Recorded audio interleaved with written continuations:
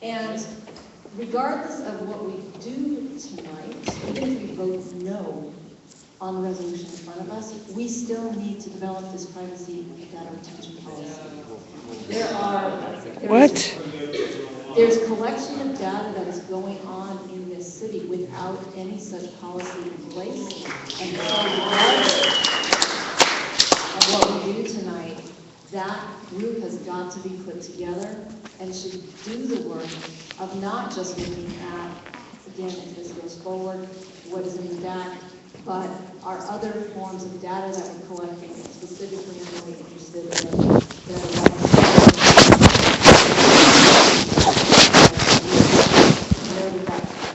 potentially not part of this project, but that needs to be. My next question is more technical.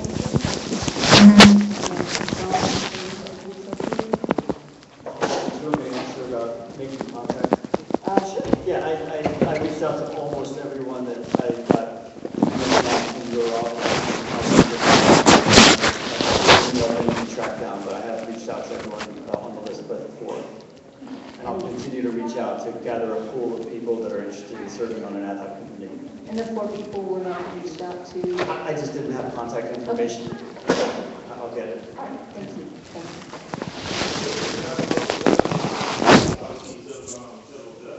So, thank you. I just want to specify that what is specifically in front of us tonight is the phase 2 of this project.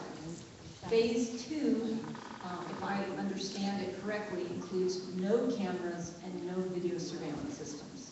That is correct. So if we just vote no on what is in front of us tonight, we potentially lose an opportunity to tighten what has already been done. I don't think you're going to be interested in it.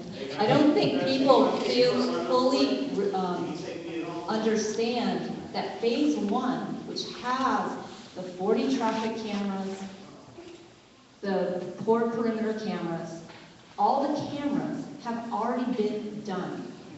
So we have an opportunity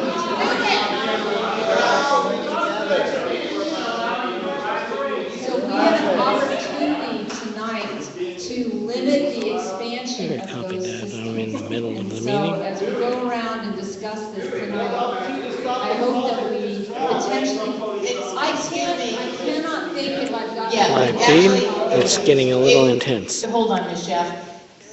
Just to let you know, when everybody is talking at once in the crowd, we can't pick out what anybody is saying. So if we're trying to answer back, Yeah, copy we can't that. I hear am inside. So could we never just talk and just, no, you need to stop talking. Thank you. 10-4. This video will be shared. Folks, can we please continue the discussion now? Ms. Schaff has the floor.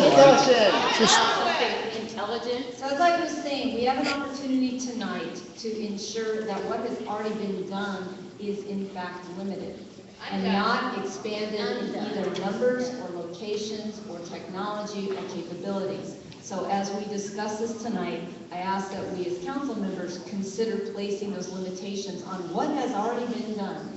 And that includes the first phase of this project, which has more of the city pieces to it, the 40 city traffic cameras, specifically shot spotters, city GIS. Those are the things that I would hope we limit tonight. What is in this second phase, the piece that is in front of us tonight? It includes the port GIS, the port vessel tracking system, the port truck management system, and then here's where I have some questions. Police and fire CAD data and police and fire records management system. If you could explain what would that information be used for? Sure, through the chair. So all the systems we have listed in phase 2, these are all data systems. They are existing systems. Some of the systems we already talked about, Councilman Schaff. The computer-aided dispatch system is the 911 system. It will provide the capability, and I will maybe in fact ask Deputy Chief Rashid to talk more from the functionality perspective, but more from the technology perspective. This is the information sitting within the CAD but really not providing the value to the first responders when they are responding to an incident, linking that information to GIS, linking that information to shot spotting. They don't have that capability. The DAC system will provide that capability of having this common picture of real-time providing the call for service information, including the records management system. A lot of time, firefighters, they're entering into a building without knowing enough information about the building, not knowing the previous repeat incidents happened at that building, not having linking any sort of hazmat stored at that building. A lot of those scenarios are going to be integrated into this new system. My other question Google is the information in these systems already public information, or is any of this? Yes. public information? CAD and police and fire CAD, partially it is public information that is Yes. also available. Some of the information is public, but most of the information is law enforcement sensitive. But you go to the assessor's office, that's already Good evening, Eric Shears, Deputy Chief, Bureau of Field Operations. So Hassan described it pretty well. Really, this is, as you stated, it doesn't include any additional cameras. It does allow us to fold in this information from CAD and RMS as described, where we can use data that currently exists in systems we have and coordinate it with the video that is already in the system in phase one. So in other words, like Hassan was explaining, we have something happen at the fort. Cameras are looking at it.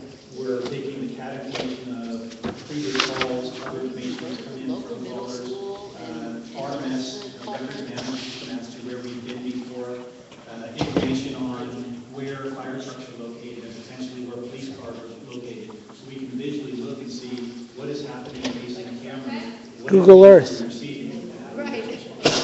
Or 20,000 people marching on the board. Yes. Could I interrupt and ask a further question, Chief Pursuers? So when you said all that information is coming in, to whom is it coming in? Well, currently our CAD and RMS system, our records management system really sits in our field-based reporting. So an officer writes a report, it gets approved, and it goes into our records management system.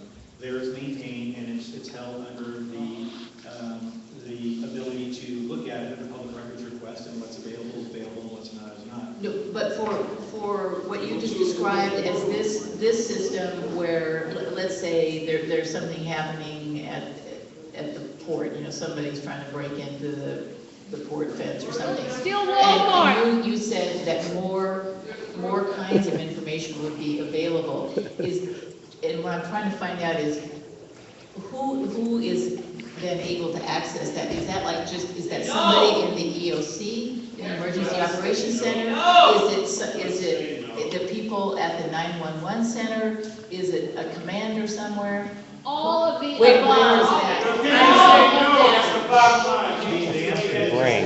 All of them.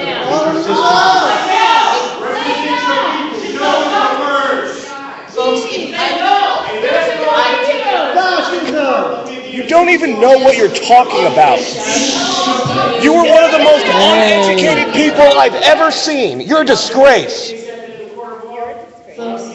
We're the only ones making any kind of a difference here. But if this keeps up, For the worse. I have to clear the room and we'll just. Go ahead.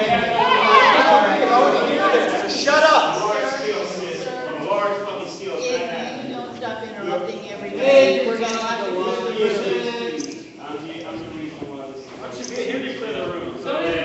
You're really intimidating. I'm really scared. We can't get access to information. But not in Just say no. Just say no. Just say no. You guys can't sit in your fucking blind. All right, You're fucking blind. Tell us shit going on. gentlemen, Tell us shit going on. That's bullshit. There's no gentleman up there. Big guys. Bullshit. For real.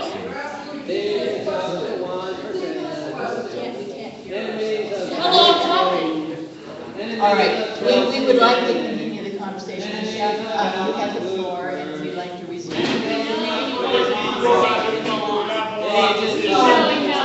Also want to ask a question that I would think people would be interested in hearing the answers to. about some of the other feeds that are part of this phase 2. These might be questions for Ms. Domingo. Web EOC notifications, I assume that stands for Emergency Operations Center, but if you could be a little more specific. Police and fire vehicle location, I assume that lets us locate where our vehicles are, so we know where our first responders are. NOAA weather alerts, USGS earthquake information, and then I assume news feeds and alerts are just public information off of television. Yes, WebEOC is a new software that we just acquired for our Emergency Operations Center, and what it is a management tool for people in the Emergency Operations Center. If there was a large disaster, what it does is help you track it from the beginning to the end, and you're updating the information regularly. Resource requests go through that system to the county and then to the state if we needed assistance from FEMA or from State Office of Emergency Services. That's why we bought that system. So that would be part of the domain awareness system. USGS alerts are seismic alerts. We have seismic sensors around the city of Oakland so that when there's an earthquake, we get alerted sooner than the general public would get alerted. We have about a 15 to 30 second advance warning so that we can alert our fire stations so they can make sure their doors go up so they can respond. So we have that capability. And then NOAA is the National Oceanic Atmospheric Weather Service, basically, to monitor weather. Usually if there's like a hazardous materials incident that happens either in the city or on a freeway where we respond, it's important for us to know what the weather conditions are, especially if it's a chemical plume, so that we know which way the winds are blowing. You saved us from that. That will conclude my questions right now. I'll be interested to hear the rest of the conversation. I would like to note that in our previous resolution, we specified types of future technology that would be allowed in this center. In doing that, we were a little more expansive than the actual items that are currently planned for phase 2 and are already in phase 1. And one thing I will say is I cannot approve moving forward unless we tighten that restriction to only the sources that are already in phase 1, and I mean very specifically including that map with the actual traffic cameras, only those 40 cameras that are already in, no more, no other locations, no different technology. Additionally, I would be interested in seeing very specific protections that any approval would be contingent in the contract of a liquid damages provision if the contractor is unable to meet the deadline, and full indemnification if this contractor is in fact found in violation of our nuclear-free zone ordinance. We have gotten assurances that they are in compliance, but if the company is so confident of that, they should fully indemnify the city if it is found they are not. Finally, I think we also would be wise to make clear that any approvals tonight do not commit any city resources for this. That if we are brought any requests in the future to commit any funding, that we see